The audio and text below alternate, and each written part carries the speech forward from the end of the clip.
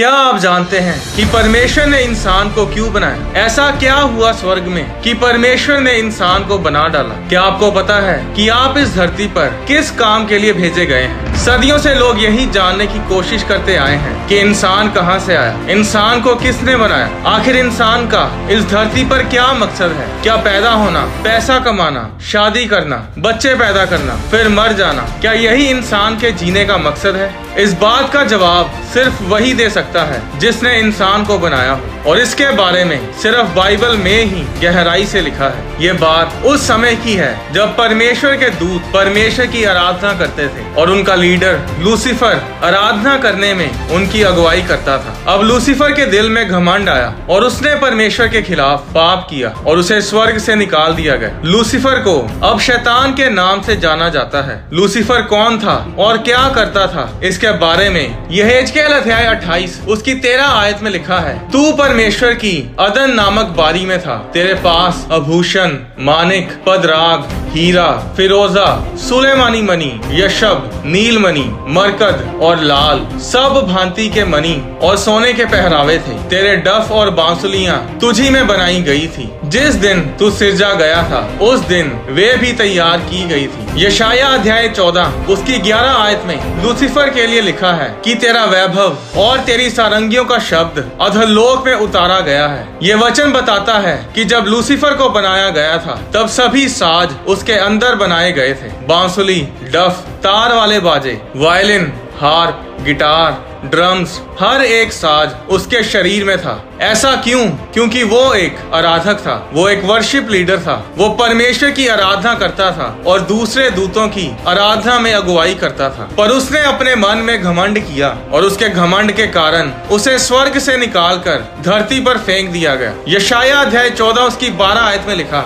हे भोर के चमकने वाले तारे, तू कैसे आकाश से गिर पड़ा है। 13 आयत में लिखा, तू मन में कहता तो था, मैं स्वर्ग पर चढ़ूंगा, मैं अपने सिंहासन को ईश्वर के तारागण से अधिक ऊंचा करूंगा और उत्तर दिशा की छोर पर सभा के पर्वत पर विराजूंगा। मैं मेघों से भी ऊंचे ऊंचे स्थानों के ऊपर चढ़ूंगा, मैं परम प्रधान के तुल्य हो जाऊंगा। परंतु तू अधोलोक में उस गड्ढे की तह तक उतारा जाएगा। लूका अध्याय 10 उसकी 18 आयत में यीशु ने कहा, मैं शैतान को बिजली के समान स्वर्ग से गिरा हुआ देख रहा था। बाइबल बताती है कि लूसीफर के पाप के कारण उसे धरती पर फेंका गया। एक अभिषिक्त स्वर्गदूत, परमेश्वर की आराधना करने वाला दूत धरती पर गिरा दिया गया। अब धरती तबाह हो चुकी थी। अगर आप उत्पत्ति अध्याय 1 उसकी 1 आयत को पढ़ें तो उसमें लिखा है कि आदि में परमेश्वर ने स्वर्गों और पृथ्वी की सृष्टि की। पर 2 आयत में लिखा कि पृथ्वी बेडोल और सुनसान पड़ी थी। परमेश्वर ने पृथ्वी बेडोल नहीं बनाई थी। उत्पत्ति अध्याय 1 उसकी 1 आयत में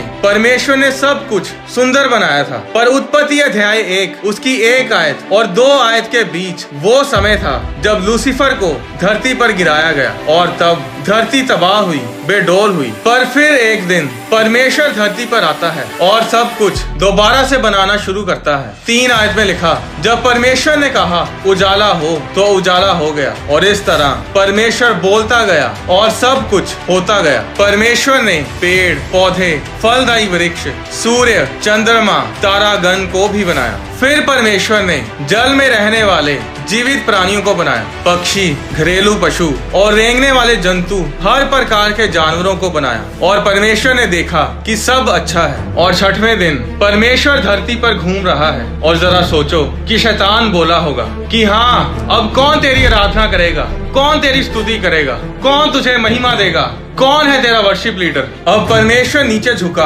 और उसने अपनी मुट्ठी में मिट्टी उठाई और एक मिट्टी का पुतला तैयार किया और उसमें अपनी सांस फूंकी और कहा, ये ले, ये है मेरा नया वर्शिप लीडर, ये मेरी आराधना करेगा। परमेश्वर ने कहा, मेरे पास मेरी आराधना करने वाले लोग हमेशा रहेंगे, जो मेरी महिमा करेंगे, मेरी स्तुति आराधना करेंगे, जो मुझे पुकारेंगे और मैं उन्हें उत्तर दूंगा।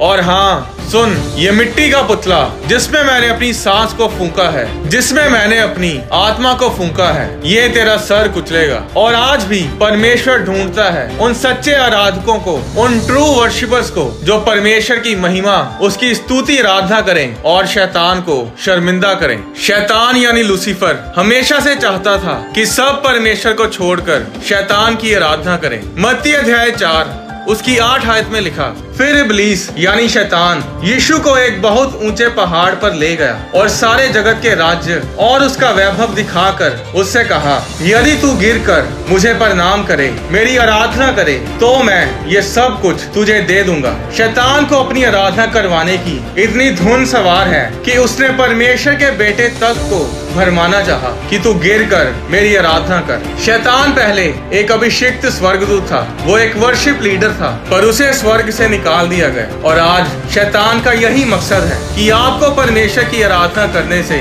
रोका जाए। शैतान का पहले भी यही मकसद था कि किस तरह दूसरों से अपनी आराधना करवाई जाए, और आज भी इसी काम में वो जुटा हुआ है और आने वाले समय में भी वो यही काम करेगा। इसके बारे में बाइबल में लिखा हुआ है कि भविष्य में क्या क्या होने वाला है। प्रकाशित वाक्य अध्याय 13 उसकी 4 आयत में लिखा, लोगों ने अजगर की पूजा की यानी शैतान की पूजा की, क्योंकि उसने पशु को अपना अधिकार दे दिया था, और ये कहकर पशु की पूजा की, इस पशु के समान कौन है, कौन इससे लड़ सकता है। ये सब भविष्य के बारे में लिखा है कि भविष्य में शैतान के लोग पशु की पूजा करेंगे। पशु यानी बीस्ट, जिसकी छाप लोगों के दाहिने हाथ या उनके माथे पर आने वाले समय में लगाई जाएगी। जब इजरायली लोग मिस्र देश से निकलकर कनान देश को जा रहे थे, तो रास्ते में लाल समुद्र आता है। उनके पीछे मिस्र देश की सेना खड़ी थी और सामने लाल समुद्र था, पर परमेश्वर ने उस समुद्र को 2 भाग किया और इजरायली लोग सूखी जमीन पर से उस लाल समुद्र को पार करके चले गए। अब जब मिस्र देश की सेना उनका पीछा करते हुए लाल समुद्र में से गुजरती है, तो समुद्र फिर से बंद हो जाता है और सारी सेना पानी में बह जाती है। उस समय मूसा और इजरायलियों ने यहोवा के लिए गीत गाया कि यहोवा महाप्रतापी ठहरा है, घोड़ों समेत सवारों को उसने समुद्र में पटक दिया है। और इसी भजन में वे ये भी कहते हैं कि हमारे परमेश्वर के समान कौन है, कौन उससे लड़ सकता है। और अंत के समय में शैतान भी इन्हीं शब्दों से लोगों द्वारा अपनी आराधना करवाएगा, और वो कहेंगे कि इस पशु के समान कौन है, कौन इससे लड़ सकता है। शैतान हर उस आराधना को, हर उस महिमा को जो परमेश्वर को दी जाती है, उसे लेना चाहता है। वो नहीं चाहता कि आप परमेश्वर के लिए कुछ करें, वो नहीं चाहता कि आपके बच्चे परमेश्वर की आराधना करें। जरा सोचो कि परमेश्वर सिंहासन पर बैठा है और शैतानी लोग शैतान की आराधना कर रहे होंगे और बोल रहे होंगे कि इस पशु के समान कौन है, कौन इससे लड़ सकता है। और परमेश्वर अपने दूतों से कहेगा, माइकल जरा मेरी तलवार तो लेकर आ।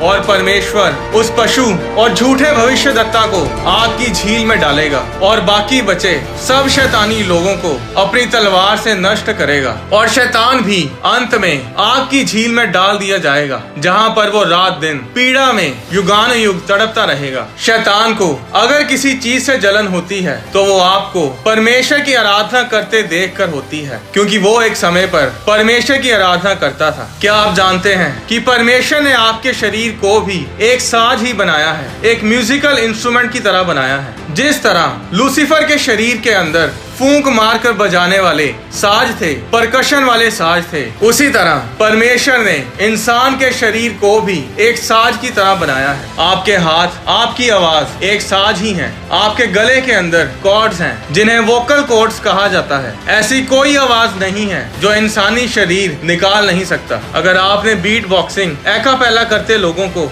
देखा हो, तो आपको ये पता होगा कि उन लोगों को किसी म्यूजिकल इंस्ट्रूमेंट की, किसी साज की जरूरत नहीं पड़ती। हर आवाज, चाहे वो बेस हो, स्नेर, हाई हैट, सिंथ हो, हर साज की आवाज वो अपने शरीर का इस्तेमाल करके निकाल लेते हैं। इंसान को इसीलिए बनाया गया था ताकि वो परमेश्वर की आराधना करे, वो परमेश्वर की वर्शिप करे। क्यों आज वर्शिप टीम में शैतान अटैक करता है? क्यों शैतान वर्शिप करने वालों के पीछे लगा रहता है? क्योंकि वो जलता है जब कोई परमेश्वर की वर्शिप करता है। वो शर्मिंदा होता है, उसकी बेइज्जती होती है, क्योंकि वो अपनी पदवी, वो अपनी ड्यूटी गवा चुका है और वो हमें उस पदवी पर देखकर सड़ता है। अगर आप एक वर्शिपर हैं, तो संभल कर चलना अपनी मसीही जिंदगी में, क्योंकि शैतान हर समय अवसर ढूंढता है कि कब किसी वर्शिपर को पाप में गिराए। और सबसे बड़ा हथियार जो शैतान इस्तेमाल करता है, वो है व्यभिचार। लड़के लड़की को आपस में फंसाकर उनकी जिंदगी तबाह करना। वो लड़के लड़कियों को गलत रिलेशनशिप्स में, गलत संबंधों में फंसाकर उनकी जिंदगी तबाह करता है। बड़े बड़े वर्शिप लीडर गिर गए क्योंकि वो व्यभिचार में पड़ गए। याद रखें, आपको इसीलिए बनाया गया ताकि आप परमेश्वर की आराधना करें, हालात जैसे मर्जी हों, परमेश्वर की वर्शिप करना ना छोड़ें। आपको क्या लगता है कि पौलुस और सिलास जेल में बंद आराधना क्यों कर रहे थे? क्या वो अपने छुटकारे के लिए वर्शिप कर रहे थे? नहीं, वो अपने छुटकारे के लिए नहीं बल्कि परमेश्वर से प्यार करने की खातिर परमेश्वर की स्तुति आराधना कर रहे थे। हर चीज के लिए परमेश्वर का धन्यवाद कर रहे थे। भजन संहिता अध्याय 22 उसकी 3 आयत में लिखा कि परमेश्वर इजराइल की स्तुतियों के ऊपर विराजमान है। परमेश्वर स्तुति आराधना में रहता है। जहाँ जहाँ वर्शिप आराधना होगी वहाँ वहाँ परमेश्वर की हजूरी होगी, और जहाँ परमेश्वर होता है वहाँ पर छुटकारे और चंगियाइयाँ होती हैं। जब पौलुस और सिलास वर्शिप करने लगे तो परमेश्वर को उनके बीच जेल में आना पड़ा। जब परमेश्वर उस जेल में उतरा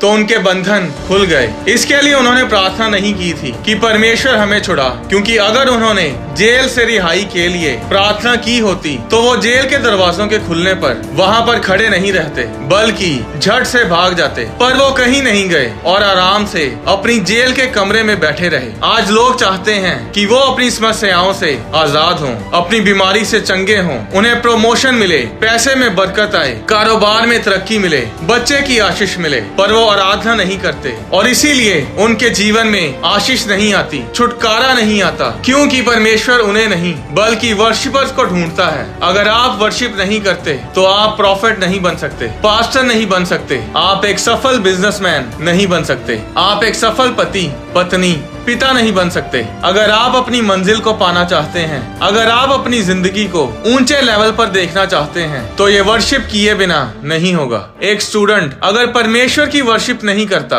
तो वो कभी भी अच्छा स्टूडेंट नहीं बन सकता। वर्शिप आपकी लाइफ को बिना वजह के संघर्ष से आजाद करती है। छोटे छोटे आम लोग जब वर्शिप करते थे तो बाइबल बताती है तो वो प्रोफेसी करने लग जाते थे, वे भविष्यवाणियां करने लग जाते थे। दाऊद जो भेड़ बकरियां चराता था वो ही राजा क्यों बनाया गया? क्योंकि वो एक वर्शिपर था। परमेश्वर ने उसे ढूंढा और उसे राजा बनाया। बाइबल में लिखा है कि परमेश्वर ढूंढता है सच्चे आराधकों को, ट्रू वर्शिपर्स को, ताकि परमेश्वर उन्हें ऊंचा करे, ताकि वे उसकी महिमा करें और वे शैतान को शर्मिंदा करें। एक बात को अपने दिमाग में बिठा लें कि अगर आप प्रार्थना नहीं करेंगे, अगर आप वर्शिप नहीं करेंगे तो जिंदगी में कुछ भी अच्छा नहीं होगा। अगर चाहते हैं कि जिंदगी धरती पर स्वर्ग जैसी हो तो प्रार्थना और वर्शिप करना ना छोड़ो। परमेश्वर आपको आशीष दे। आने वाली वीडियोस में मैं आपको बताऊंगा कि वर्शिप कैसे करनी चाहिए, कितनी तरह की वर्शिप होती है। परमेश्वर ने आदम और हवा के पाप करने पर उन्हें अदन के बाग में से क्यों निकाल दिया? परमेश्वर ने उन्हें जीवन के वृक्ष में से उस फल को खाने क्यों नहीं दिया? क्या आप जानते हैं कि ऐसे लोग हैं जो इस धरती पर इसीलिए जी रहे हैं ताकि लोगों की शादीशुदा जिंदगी खराब की जाए। ऐसे बाबा हैं जो सिर्फ इसीलिए टोना करते हैं ताकि पास्टर्स की मैरिजेस तोड़ी जाएं। इन सब के बारे में मैं आने वाली वीडियोस में विस्तार से बताऊंगा। तब तक प्रार्थना, उपवास, वर्शिप और वचन में बने रहें। परमेश्वर आपको आशीष दे। आने वाले समय में हम बाइबल पर आधारित मूवीज को प्रोड्यूस करेंगे। अगर आप फिल्म प्रोडक्शन के लिए या फिर इवेंजलिज्म के लिए अपनी डोनेशन देना चाहते हैं तो आप होली स्पिरिट प्रोडक्शंस के बैंक अकाउंट में अपनी डोनेशंस भेज सकते हैं। आप cato.org पर भी अपनी डोनेशंस दे सकते हैं।